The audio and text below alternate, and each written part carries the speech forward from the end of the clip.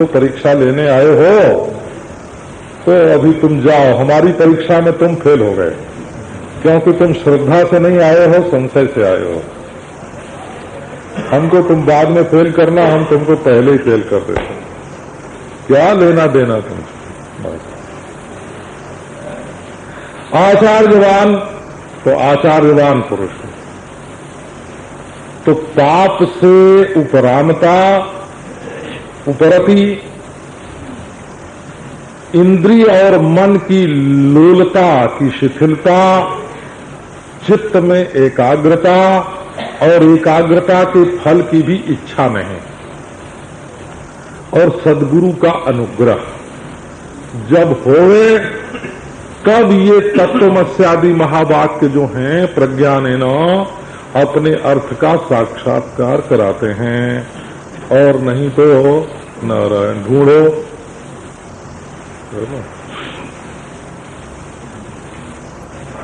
ढूंढो भाई। वो आपने सुना होगा ना, एक बात गंदी है। एक नैयायिक और एक वेदांती दोनों साथ साथ यात्रा कर रहे थे। अंधेरा था। नैयायिक जी के पांव में कुछ गीली चीज लग गई, तो उन्होंने कहा कि क्या है इसका, हम अनुसंधान करेंगे। वेदांती ने कहा कि देखो अंधेरा है, रास्ते में चल रहे हैं, कोई भी गीली चीज हो, गंदी है, लग गई, घर चलना, पांव धो लेना, है ना, और गिलानी हो तो स्नान कर लेना, और क्या करोगे। नैयायिक जी नहीं माने, पांव में तो गीली चीज लगी थी, हाथ भी लगा दिया। बोले अरे ये तो गीली है, तो क्या। फिर बोली है क्या, आखिर खोज करनी चाहिए। अरे छोड़ भाई, पांव तो गंदा हुआ ही था, हाथ भी गंदा हुआ, अब तो छोड़ दे। बोले नहीं, उन्होंने नाक से लगा लिया हो। अरे ये तो बिष्ठा है राम। तो ये इसको बोलते हैं तर्कशास्त्र, इसका नाम है तर्कशास्त्र। अरे ये अनात्म पदार्थ जो संसार का है, ये क्या है, ये खोज करने लायक नहीं है। खोज करने लायक तो आत्म पदार्थ है। मैं कौन हूं, मैं क्या है, ये ढूंढने की वस्तु है। क्योंकि परमात्मा जो है वो मैं के साथ बैठा हुआ है। भक्त लोग भी ऐसे ही मानते हैं। वो ऐसे मानते हैं कि हमारा मैं जरा बाहर की ओर है और परमात्मा भीतर की ओर है। ऐसे हो, वो मैं जो है ये रामानुज संप्रदाय में मानते हैं कि हमारे भीतर परमात्मा बैठा है। तो कैसे बैठा है, बोले ये शरीर जो दिखता है ना, ये तो जीव का है? तो इसके भीतर हमारा अहमर्थ जीव बैठा है, और जीव के भीतर परमात्मा बैठा है। तो जीव जो है वो परमात्मा का शरीर है। जीव शरीरी है और ये स्थूल शरीर है, और जीव शरीर है, परमात्मा शरीरी है। तो देखो भक्ति संप्रदाय में ईश्वर कहाँ निकला।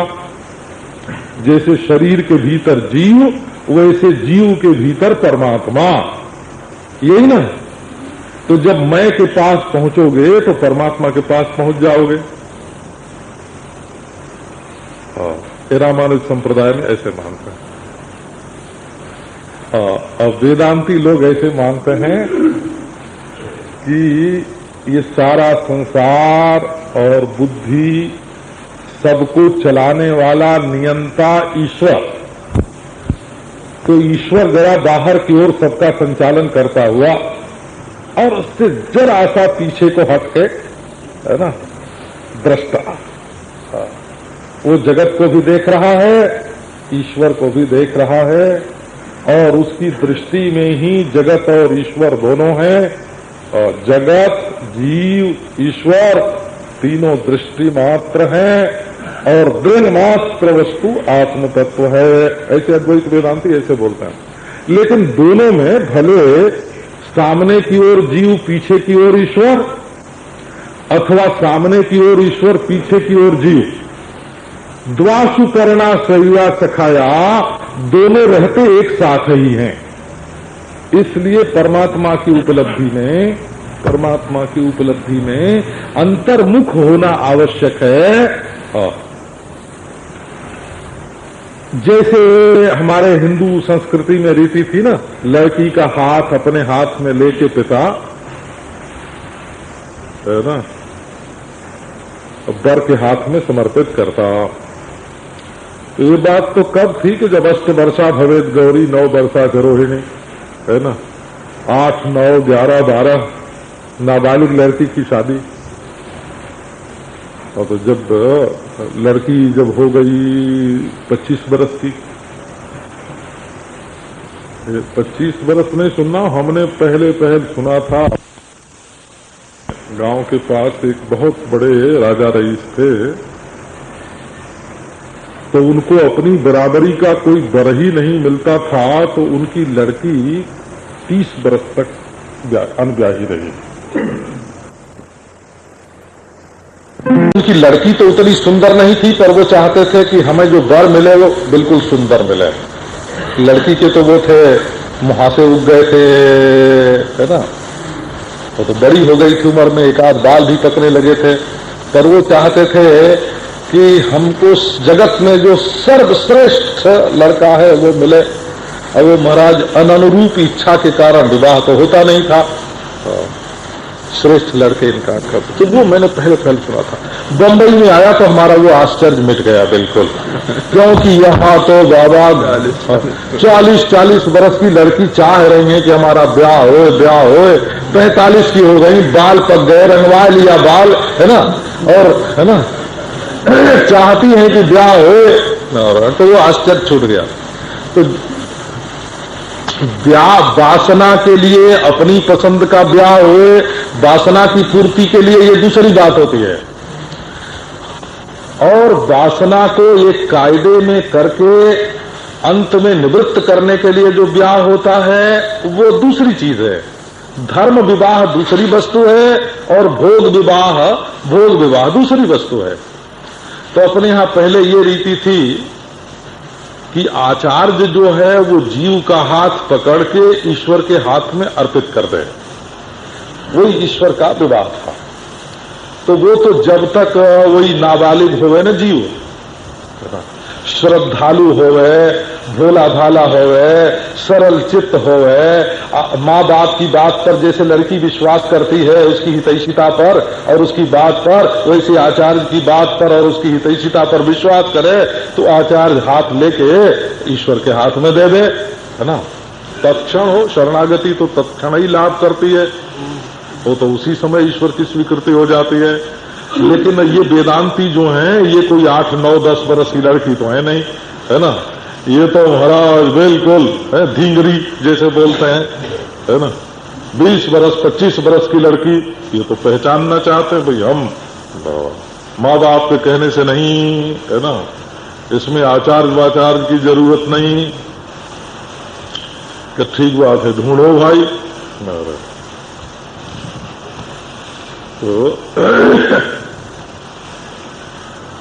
तो वो दूसरे को अगर ढूंढना होता तो भले ढूंढ लेते, लेकिन जहां स्वयं पति है, स्वयं पत्नी है, स्वयं पुत्र है, स्वयं पिता है, जहां स्वयं अपना स्वरूप ही अद्वैत है, वहां वो यंत्र का विषय कैसे हो गए। तो सर्व का निषेध कर देने पर जो शेष रहता है उसको बताने के लिए आचार्य की जरूरत पड़ती है। यही तत्वमस्यादि महावाक्य, इसका विज्ञान ये है बोला। तो अब किसी किसी की रुचि तो ऐसी होती है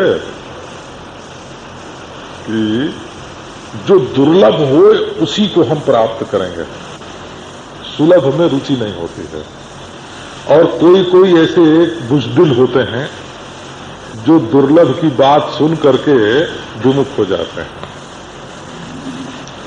तो कौन जाए झगड़े में, कौन पड़े। तो अब आप अपने आप को जरा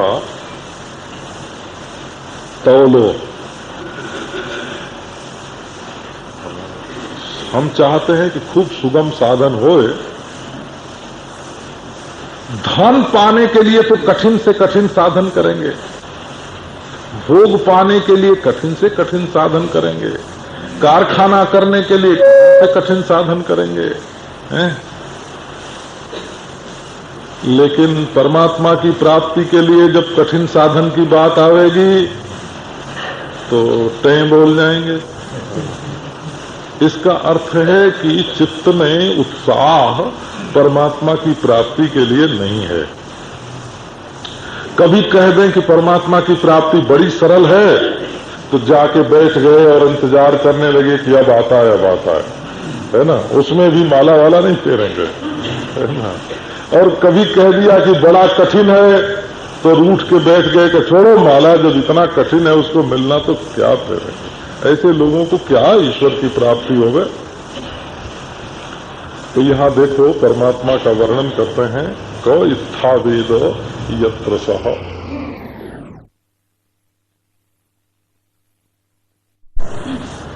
इत्थमेव, परमात्मा बिल्कुल इदम इत्थम, ऐसा है। ये भला कौन जानेगा। साधन रहित कोई भी पुरुष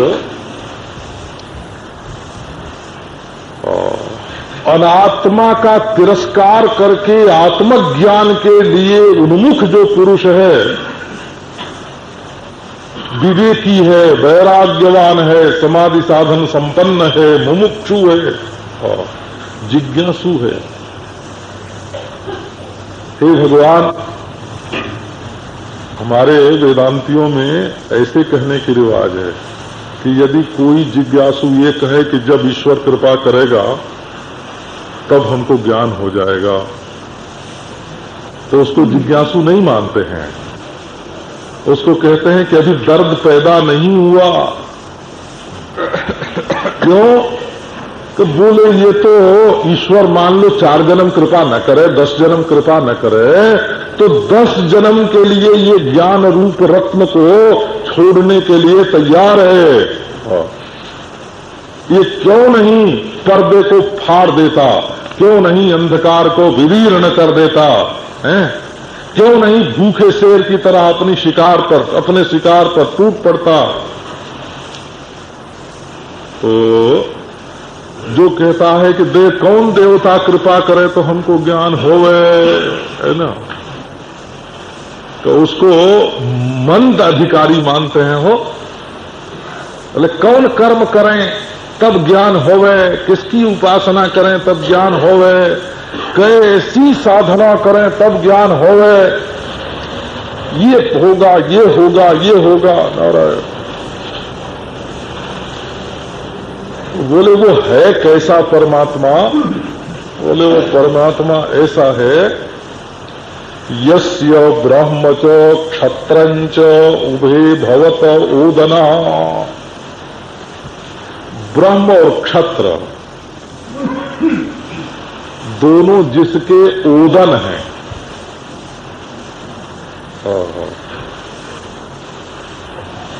ओदन माने भोजन हो, भात,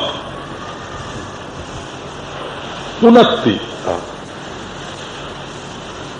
ये समुद्र में जो उद्र शब्द है ना, उद्र सम्यक उन्नति इति समुद्र उछलता है। ये पकने के समय भात जो है ना, भात, हाँ वो फुदकता है महाराज। नारायण उन्नति क्लेदयति, जो चित्त में शरीर में कफ की वृद्धि करे, कफ की वृद्धि करे, गीला कर दे शरीर को, क्लेदन करे, उसको भात बोलते हैं, ओदन बोलते हैं। ओदन ये पकाया हुआ है, कच्चा नहीं है। बोला बोले ब्राह्मण और क्षत्रिय दोनों जिसके ओदन हैं, और मृत्युर्यस्योपसेचनम,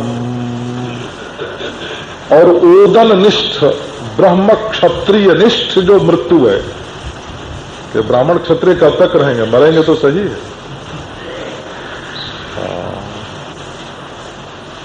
बोले कब ये क्या इनमें जो मौत रहती है सो, बोले वो तो चटनी है, वो तो अचार है, वो तो घी है। बोला वो मट्ठा है ना। दक्षिण के लोग अगर भात खा रहे हो तो उपसेचन का अर्थ है दही, बोला। और पंजाबी लोग भात खा रहे हो तो मारवाड़ी खाते हो तो उपसेचन का अर्थ है घी, बोला। और बंगाली भात खा रहे हो, उड़िया वाले भात खा रहे हो तो है ना, उनका भी उपसेचन होता है। तो माने जो चीज लगाए के भात में खाते हैं तो वो है मृत्यु। अब देखो परमात्मा कैसा, तो परमात्मा ऐसा, तो ब्रह्म माने प्रज्ञा शक्ति प्रधान, बना, और क्षत्र माने प्राण शक्ति। ये हम लोग ऐसा मानते हैं हमारे वैदिक विज्ञान में कि अग्नि सोमात्मकम जगत, ये जगत में केवल दो तत्व है, एक अग्नि तत्व और एक सोम तत्व, है ना। जैसे ऋण और धन दो मानते हैं ना, हाँ, ऋणात्मक शक्ति और धनात्मक शक्ति, इसी प्रकार अग्नि शक्ति जो सबको भस्म करती है और सोम शक्ति जो सबका आप्यायन करती है, इसको अग्नि सोमात्मकम जगत बोलते हैं। तो ये ब्रह्म जो है ना, ये प्रज्ञा है, सोमात्मक है। सोमोस्माकम ब्राह्मणानाम राजा, हम ब्राह्मणों का राजा कौन है का आप्यायन शक्ति, प्रज्ञा प्रधान चंद्र, और प्राण, ये बोलते हैं प्राण और रई। वेदों में कई नाम है इसकी, अग्नि और सोम, प्राण और रई। तो सृष्टि में दो शक्ति हैं। इन दोनों शक्तियों को जो खाए हुए है, इनका जो अत्ता है, अत्ता। और यहीं तक नहीं, मृत्युर्जस्योपसेचनम का अर्थ है, जमराज कहते हैं कि हम भी जिसके सामने कुछ नहीं है, ब्राह्मण को मारने वाले और क्षत्रिय को मारने वाले और सबका अत्यंता भाव, जहां ऋणात्मक शक्ति भी नहीं और धनात्मक शक्ति भी नहीं, ये ब्रह्म माने जहां प्रज्ञा भी नहीं और प्राण भी नहीं। ये दो ही तो उपाधि है, प्रज्ञा और प्राण।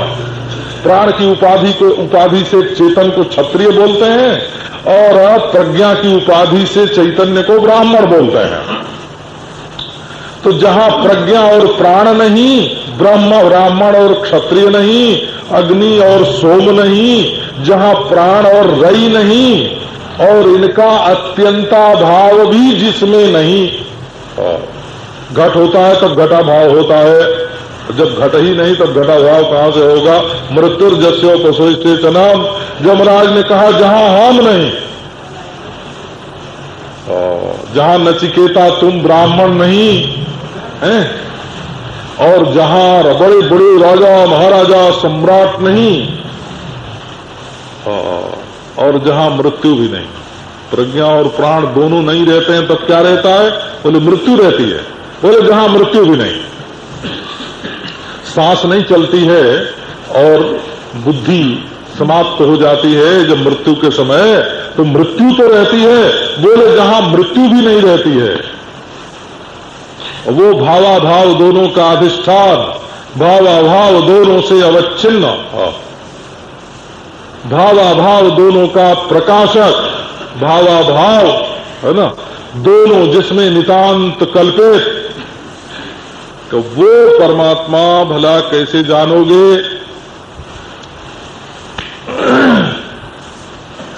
अब देखो, शंकराचार्य भगवान ने तो ब्रह्म क्षत्र का अर्थ यहां सर्वधर्म विधारक, सर्वत प्राणभूत ऐसा किया है, और मृत्यु को सर्वहर बताया है। हाँ, ब्रह्मसूत्र में, ब्रह्मसूत्र के पहले अध्याय के दूसरे पाद में इस मंत्र के अर्थ पर विचार है।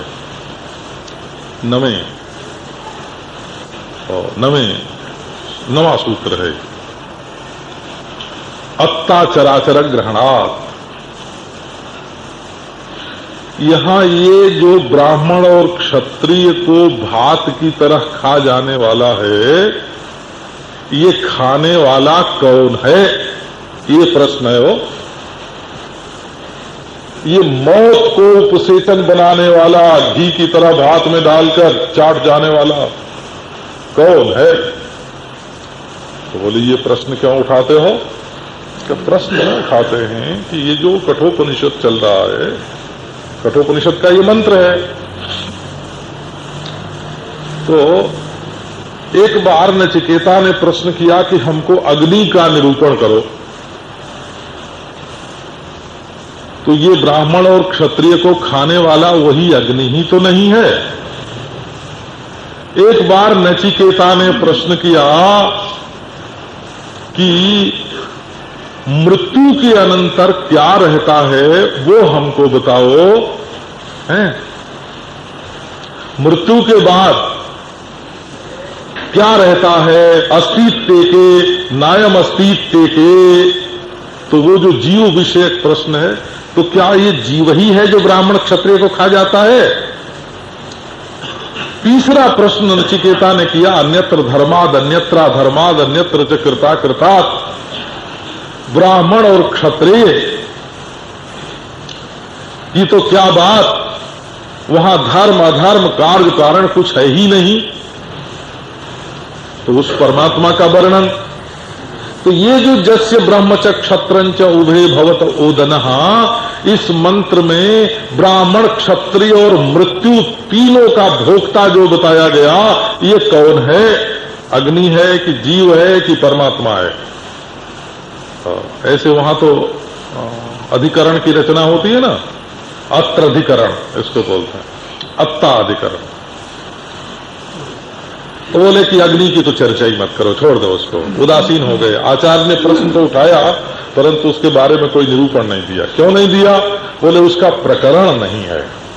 अब यहां अग्नि संबंधी क्या चर्चा है?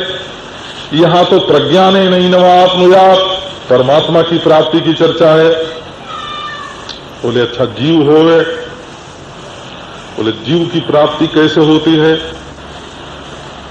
जीव की प्राप्ति ऐसे होती है कि खाने वाला जीव होता है और न खाने वाला ईश्वर होता है।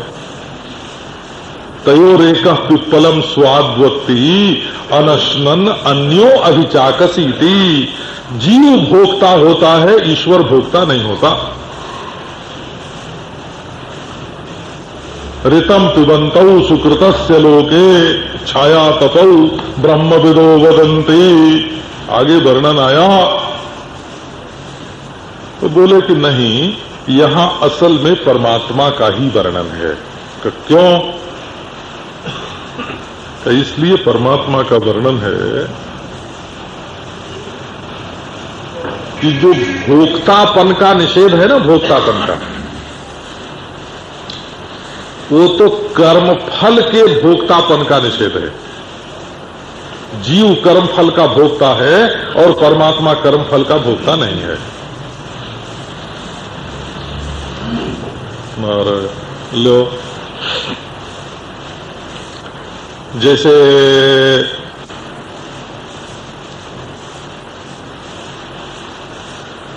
पाप कर्म या पुण्य कर्म करेगा ना, तो जीव में कर्तापन का भ्रम होता है।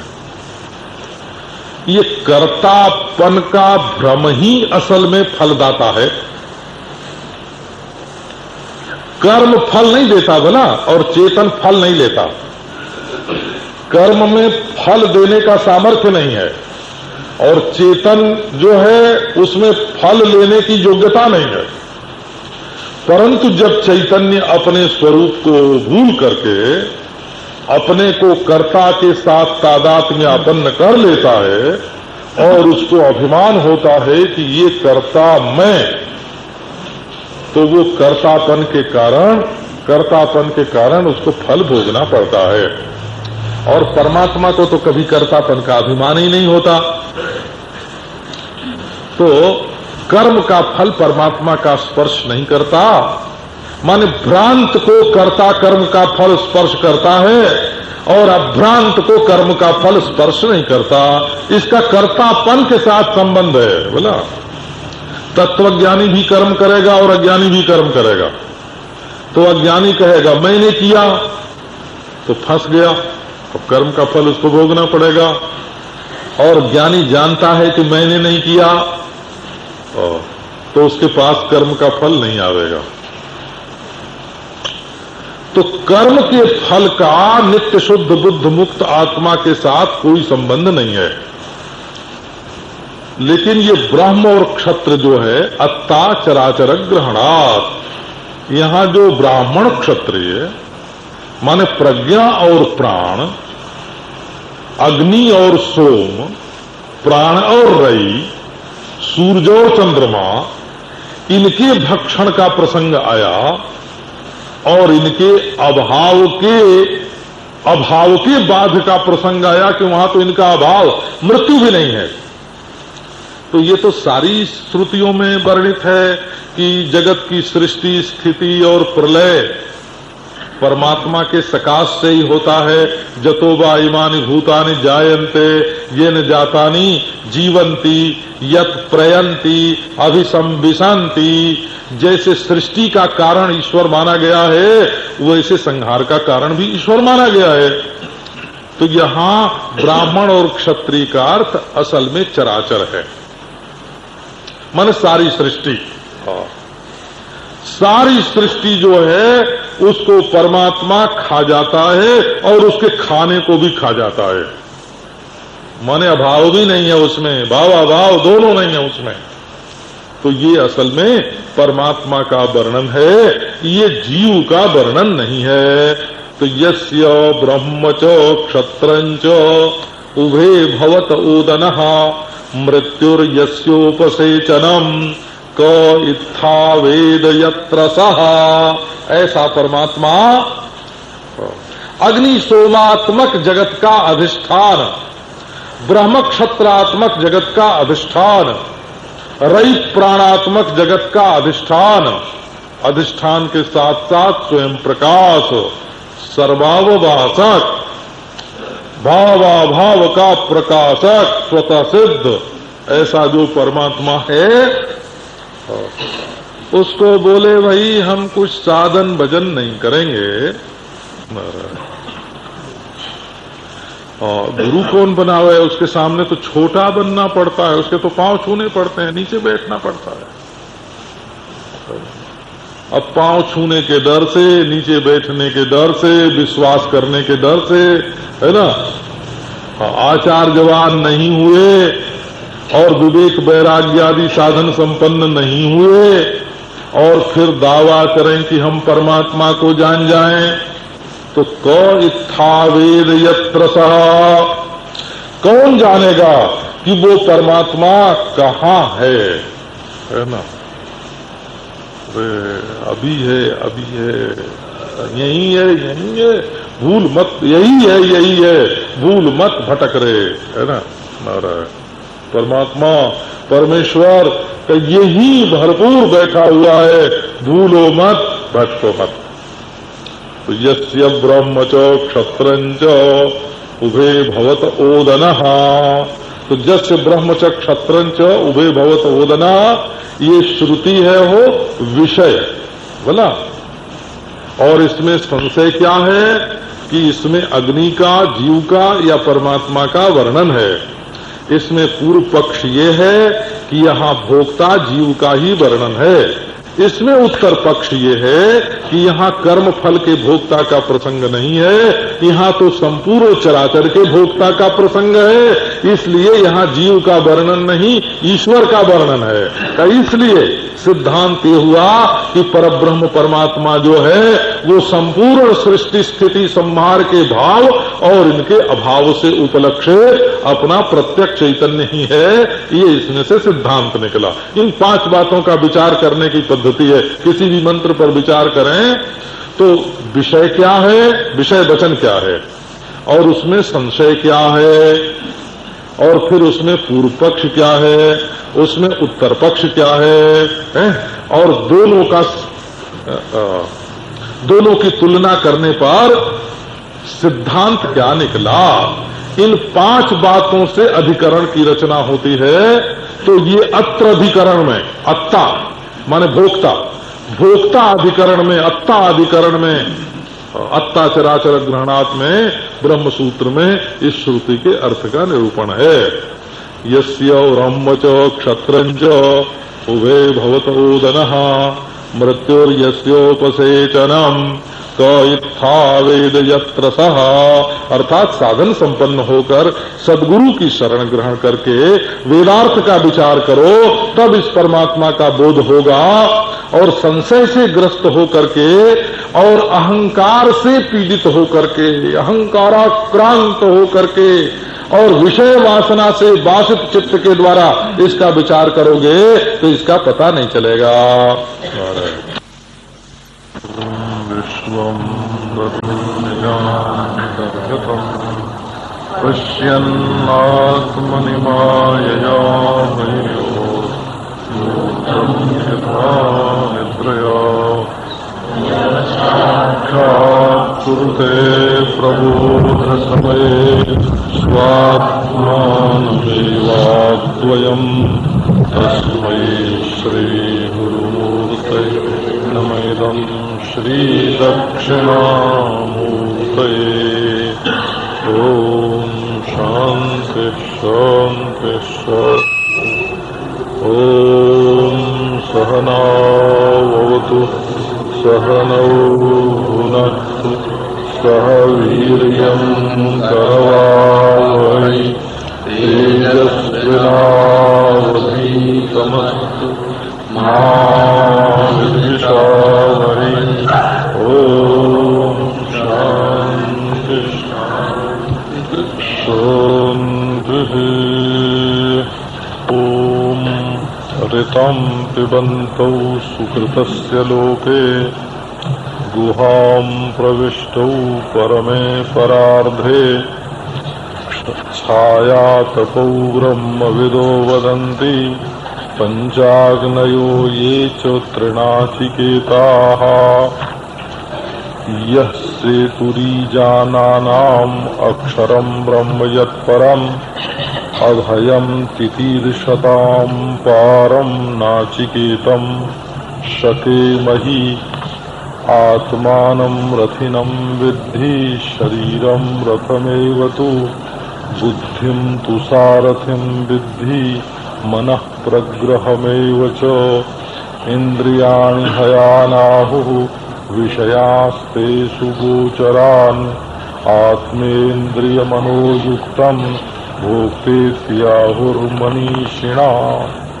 ओम।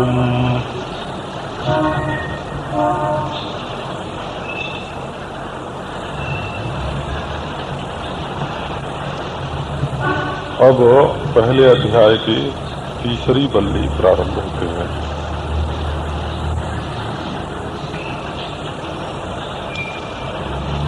तीन तीन बल्ली हैं, एक अध्याय में तीन बल्ली, एक अध्याय में तीन बल्ली।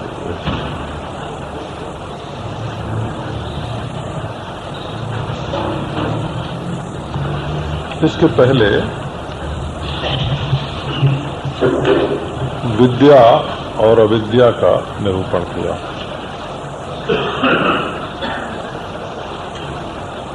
अविद्या का फल है संसार और विद्या का फल है आवरण भंग होकर भ्रांति की, अविद्या की निवृत्ति होकर के अपने स्वरूप भूत ब्रह्म का साक्षात्कार। इसका मतलब है कि दुनिया में आदमी सिर्फ नासमझी से दुखी है, समझ होवे तो दुखी बिल्कुल ना हो। ये वेदांत जो है ना, इसका सार जैसे लब्बो लबाब बोलते हैं, यही है कि जहां हम दुखी होते हैं वहां कोई न कोई बेवकूफी करते हुए होते हैं।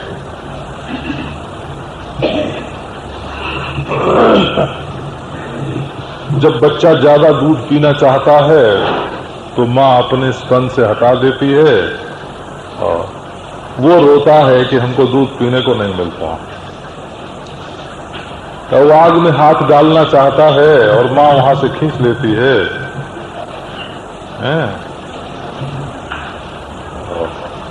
तो वो समझता है कि हमको बड़ा भारी दुख हो गया।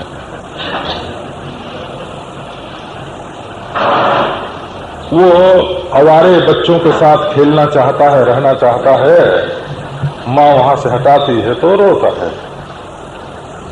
वो कोई गंदी चीज खाना चाहता है, माँ रोकती है तो समझता है कि हमारा तो सर्वस्व गया। तो जैसे बच्चे माँ बाप की दृष्टि से देखो तो केवल नासमझी के कारण ही दुखी होते हैं। ऐसे ही ब्रह्मवेत्ता लोग इस बात को जानते हैं कि संसारी लोग जो दुखी हो रहे हैं बाहरी कारण की कल्पना करके, भीतरी कारण की कल्पना करके, अपने को दुखी मानना ही असल में नासमझी का झंडा है।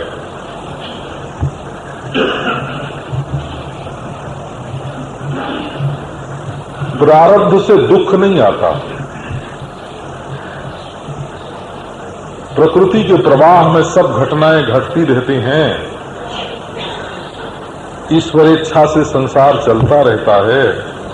कोई मरता है, कोई जीता है, कोई आता है, कोई जाता है, कुछ मिलता है, कुछ बिछुड़ता है।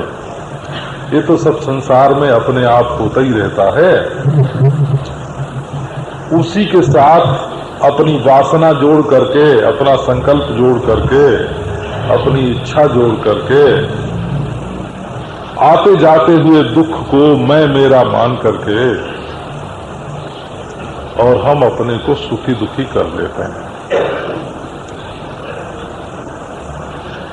तो वेदांत का ये कहना है कि यदि तुम अपने सच्चे स्वरूप को जान जाओ,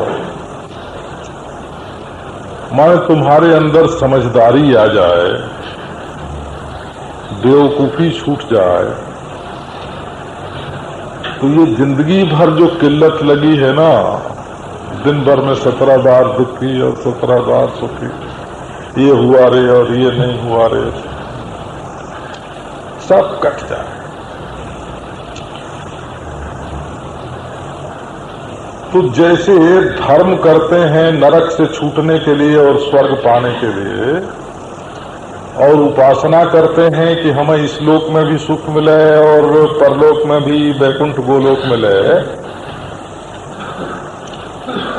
वेदांत का ढंग ये नहीं है।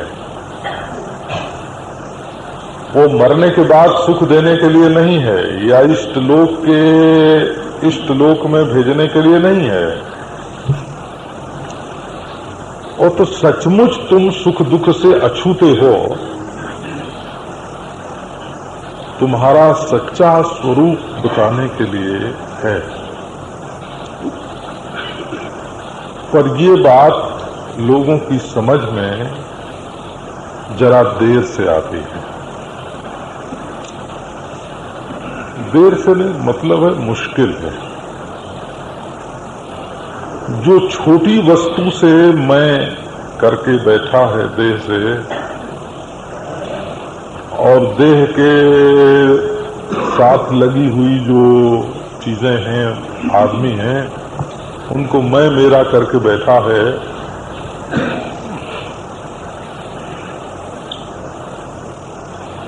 तो वो अपने को एकाएक चिन्मात्र चिज्योति,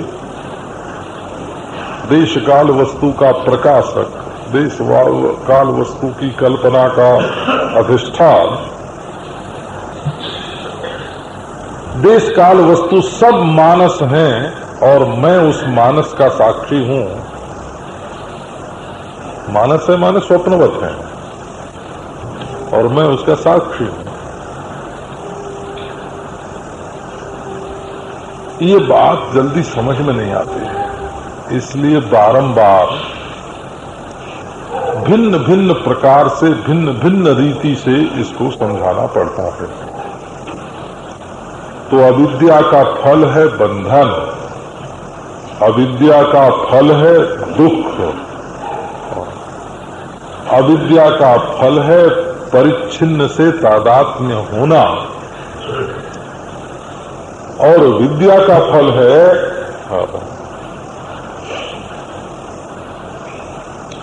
विद्या का फल है परिच्छिन्नता के भ्रम की निवृत्ति, विद्या का फल है बंधन की निवृत्ति, विद्या का फल है अविद्या की निवृत्ति, विद्या का फल है दुख की निवृत्ति।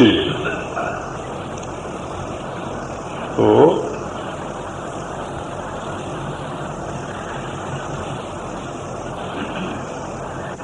उसी विद्या अविद्या के स्वरूप का निर्णय करने के लिए ये फल सहित अगले प्रकरण का प्रारंभ किए जाता है, और उसी के लिए इसमें रथ के रूपक की कल्पना है। आत्मानम रथिनम विद्धि शरीरम रथमेव तो। इससे होता क्या है कि परमात्मा को समझना सुगम हो जाता है। कैसे कि मालूम पड़े कि प्राप्त करने वाला कौन है और जिसको हम प्राप्त करना चाहते हैं वो कौन है, जाने वाला कौन है और जहां जाना है वो कौन है। तो रथ का रूपक दे करके पहले दो आत्मा का वर्णन प्रारंभ करते हैं, दो आत्मा का उपन्यास। ऋतां पिबन्तौ सुकृतस्य लोके गुहां प्रविष्टौ परमे परार्धे छाया तपौ ब्रह्मविदो वदन्ति पंचाग्नयो ये च तृणाचिकेताः। आप अपने हृदय में देखो,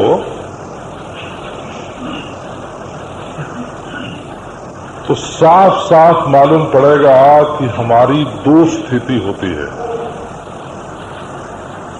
हम दो रूप धारण कर लेते हैं। कैसे कि जागृत और स्वप्न में तो हम सुखी दुखी हो जाते हैं, और सुषुप्ति में हम सुखी पने और दुखी पने से छूट जाते हैं। तो इसका मतलब ये है कि चिंता वाला चोला जब तक हम पकड़े रहते हैं तब तक सुखी दुखी, और चिंता वाला चोला जब हम छोड़ देते हैं तो न सुखी न दुखी।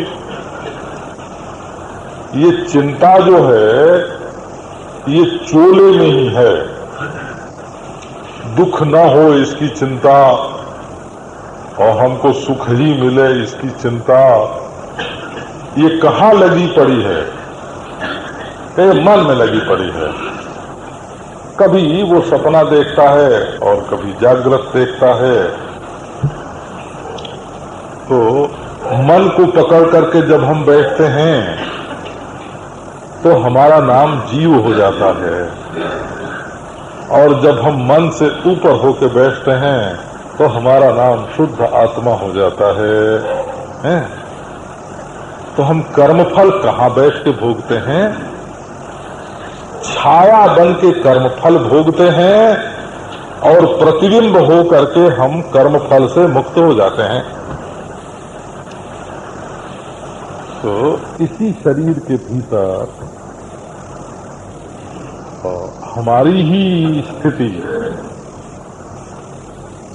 उस अब एक अप्राप्त सी मालूम पड़ती है और एक प्राप्त मालूम पड़ती है। ऐसा लगता है कि हम दुखी सुखी हैं, ये तो हमारे सिर पर बोझ आ गया, और ऐसा मालूम पड़ता है कि हम सबसे छुट्टे छड़ेंगे हैं, दृष्टा जन्मास्त्र। तो ऐसी स्थिति तो प्राप्त करने योग्य है। अब देखो, अपने आप के बारे में ही ऐसा हो जाता है कि हमारी स्थिति ऐसी हो जाए, हम ऐसे हो जाए। नारायण, तो ये तो अभी प्राप्त करने योग्य है। और जिसमें हम गिरे हुए हैं कि ये स्थिति तो निकलने लायक है। अंतःकरण के कुएं में जब गिरते हैं तब अंधकार है, सांप है, बिच्छू है, और जब अंतःकरण के कुएं में से निकल जाते हैं तो प्रकाश है, तत्व ज्ञान है। ये सबसे बड़ी पकड़ चित्त की ही पकड़ है।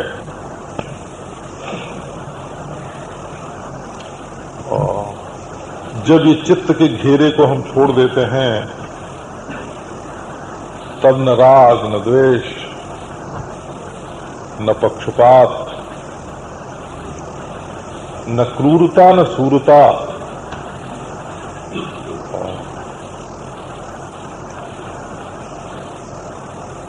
तो आओ इस पर विचार करें।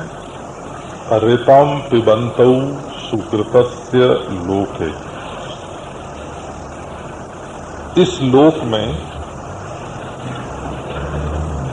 लोके, इस लोक में ये देखने में आता है कि अपने किए हुए कर्म सुकृतस्य जो ऋत है, अवश्यम भावी होने के कारण सत्य फल है, उसको पी रहे हैं बैठ करके। कहां? हृदय की गुहा में, गुहाम प्रविष्टौ। वो गुहा कहां है? इसी लोक में। ये अयम आत्मा अयम लोकः, ये जो शरीर जो है ये लोक है। इस लोक में ही एक गुहा है, बुद्धि है। परमे परार्धे, उसमें बाह्य शरीर जिस आकाश में रहता है उसकी अपेक्षा शरीरावच्छिन्न आकाश, और उसकी अपेक्षा भी अंतरंग आकाश, बुद्धि आकाश, हार्दाकाश, क्योंकि उसी में परमात्मा की उपलब्धि होती है। इसलिए उस परम परार्ध में, ब्रह्मलोक में, हृदयाकाश में, जहां ब्रह्मा रहता है, जहां विष्णु रहते हैं, जहां शिव रहते हैं, उस हृदयाकाश में, उस बुद्धि की गुहा में जीव और ईश्वर दोनों बैठे हुए हैं। संपूर्ण जगत का नियंता क्या तुम्हारे हृदय में नहीं है? और एक एक शरीर का नियामक जीव क्या तुम्हारे हृदय में नहीं है? तुम भी हृदय में ही बैठे हुए हो, और संपूर्ण विश्व का नियामक भी तुम्हारे हृदय में ही बैठा हुआ है। और नित्य शुद्ध बुद्ध मुक्त आत्मा ब्रह्म के रूप में है, जिसमें न नियंता न नियम्य, न शरीर न शरीरी, तो वो पर ब्रह्म परमात्मा भी हृदय में ही बैठा हुआ है। तो ब्रह्मविदो वदन्ति, ब्रह्मवेत्ता लोग ये बात कहते हैं। और केवल ब्रह्मवेत्ता लोग ही नहीं कहते हैं, जे च पंचाग्नयः, जो पंचाग्नि है, गार्हपत्य, दक्षिणाग्नि, आहवनीयाग्नि, सभ्याग्नि, आवसथ्याग्नि, इन अग्नियों के जो उपासक हैं, गृहस्थ, जिन्होंने खूब खूब अग्नि चयन किया है, अग्निहोत्र किया है, वे कर्मी भी और निवृत्ति परायण ब्रह्मनिष्ठ भी, सभी कहते हैं कि इस शरीर के भीतर छाया और आतप के समान जीव और परमेश्वर रहते हैं। इसी शरीर में देखो, ये कितनी सुगम बात है कि जिस ईश्वर को हम अपने से दूर समझ करके सोचते हैं कि ईश्वर से बिछुड़ गए, और कोई कोई ईश्वर को मानते ही नहीं, है ना। कहते हैं कि ईश्वर न भीतर है न बाहर है, कहीं है ही नहीं। कोई कहते हैं कि ईश्वर बैकुंठ में है, कोई कहते हैं पता नहीं ईश्वर होगा कि नहीं होगा, कोई कहते हैं है तो पर बड़ा दुर्लभ है। वही ईश्वर जिसके बारे में ना हा दूर निकट यहां वहां आज तक बीसों बात कही जाते हैं, वो ईश्वर हमारे हृदय में ही बैठा हुआ है। ये कितनी खुशी की बात है।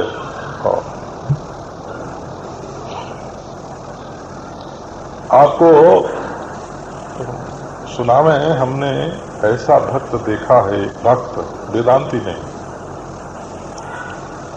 एक ऐसा भक्त देखा है कि अगर उसके सामने कोई कह देना कि ईश्वर हृदय में है तो अपना हृदय नोचने लगता था, शरीर को नोचने लगता था कि अच्छा इसके भीतर छिपा है तो हम फाड़ देंगे, ये चाम हटा देंगे, ये हड्डी तोड़ देंगे और हम देखेंगे कि हमारे हृदय में ईश्वर कहाँ छिपा हुआ है। इतनी महत्वपूर्ण वस्तु और इस 3.5 हाथ शरीर के भीतर छिपी हुई है और हम उससे मिले बिना, उसको देखे बिना, उसके जाने बिना रह जाते हैं। हम तो उसको 5 पैसे के बराबर भी कीमती नहीं समझते हैं। एक भक्त की बात आपको सुनाई। एक महाराज वेदांती का अच्छा इसी शरीर में है तो क्या है? बोले एक छाया है, एक आतप है, इसमें ही परब्रह्म की उपलब्धि होती है इसी शरीर में। बोले भला छाया आतप किसको कहते हो? बोले सब इस सिद्धांत को मानते हैं। क्या अग्नि के उपासक गृहस्थ और क्या परमात्मा को ढूंढने वाले भक्त और क्या वेदांती, ये सर्वसम्मत सिद्धांत है कि इसी शरीर के भीतर, इसी भूताकाश में ये शरीर और शरीर में शरीरावच्छिन्न आकाश और उसमें फिर हार्दाकाश, हृदयाकाश, उस हृदयाकाश में परमेश्वर बैठा है। लेकिन यहां शंका ये होती है, ऋतम पिबंतऊ कर्म फल का भोक्ता है। तो वाचस्पति मिश्र ने कहा कि असल में ये अपिबन और पिबन इन दोनों का समास है। तो एक पीता हुआ नहीं है, एक कर्म फल को पीता हुआ नहीं है और एक पीता हुआ है। परंतु जैसे संस्कृत भाषा में माता च पिता च दोनों बोलना हो ना, तो केवल पितरऊ कहने से काम चल जाता है। क्यों? पिता के साथ माता का ही द्वितीयत्व जो होता है ना, वो पिता के साथ माता का ही होता है। तो जब पितरऊ शब्द द्विवचन में बोलते हैं ना, जैसे संस्कृत में तो पिता, पितरऊ, पितरः, तो एक पिता, दो पिता, तीन पिता, इसका तो अर्थ हुआ ना। तो 3 व्यक्ति को कोई पिता कैसे, 2 व्यक्ति को कोई पिता कैसे बोलेगा? हैं? 2 व्यक्ति को तो कोई पिता नहीं बोलेगा ना। तो पिता शब्द का द्विवचन कैसे होगा संस्कृत में? तो वो माता के द्वारा पिता शब्द का द्विवचन होता है, वहां माता च पिता च पितरऊ ऐसा अर्थ होता है। ये देखो संस्कृत भाषा का एक विचार आपको बताया। वहां पिता शब्द का द्विवचन तो होता है, परंतु 2 पिता की दृष्टि से पिता शब्द का द्विवचन नहीं होता। पिता के साथ नित्य संबद्ध जो माता है, उस माता को लेकर के माता और पिता, पितरऊ ऐसा बनता है। ऐसे बोले ये पिबंतऊ जो द्विवचन है ना, ये एक अपिबन है और एक पिबन है। परमात्मा तो अपिबन है, वो कर्म फल का भोक्ता नहीं है, और जीवात्मा जो है वो कर्म फल का भोक्ता है। माने एक ही परमात्मा जब तक अविद्या के साथ रहता है तब तक वो कर्म फल का पान करता है, और जब वो अविद्या को छोड़ देता है, विद्या के द्वारा अविद्या का नाश हो जाता है और अविद्या से भी मुक्त हो जाता है, तब वो कर्म फल का पान नहीं करता। श्रीमद् भागवत में इस श्रुति की व्याख्या बड़ी विलक्षण है। 11वें स्कंद में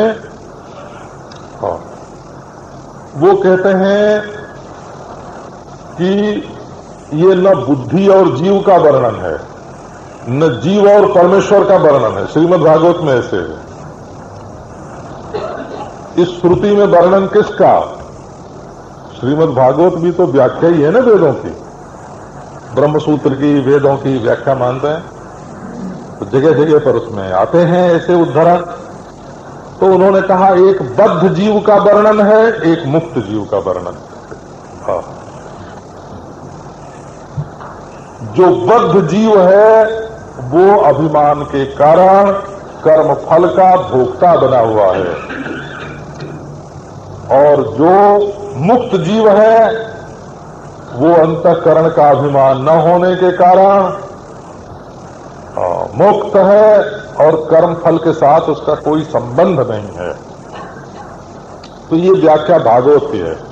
श्री चैतन्य महाप्रभु से किसी ने पूछा कि आप उपनिषद की व्याख्या क्यों नहीं करते, ब्रह्मसूत्र की व्याख्या क्यों नहीं करते, क्योंकि इनकी व्याख्या के बिना तो कोई संप्रदाय नहीं चलता।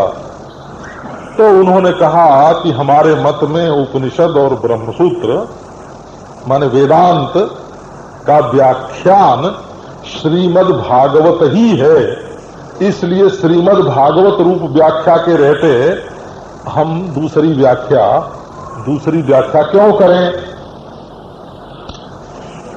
और भी किसी आचार्य ने स्वतंत्र रूप से उपनिषद की व्याख्या नहीं की, केवल शंकराचार्य ने ही उपनिषद के एक एक मंत्र, एक एक बात, एक एक पद की व्याख्या की हो।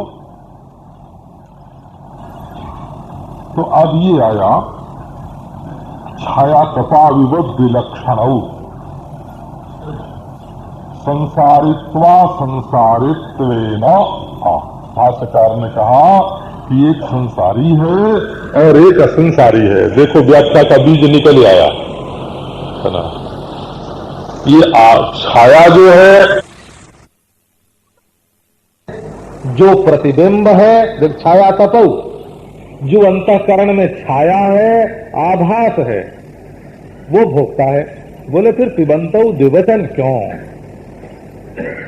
तो ये ऐसे है कि जैसे 10 जने जा रहे हों, उसमें 4 जने के पास छाता होए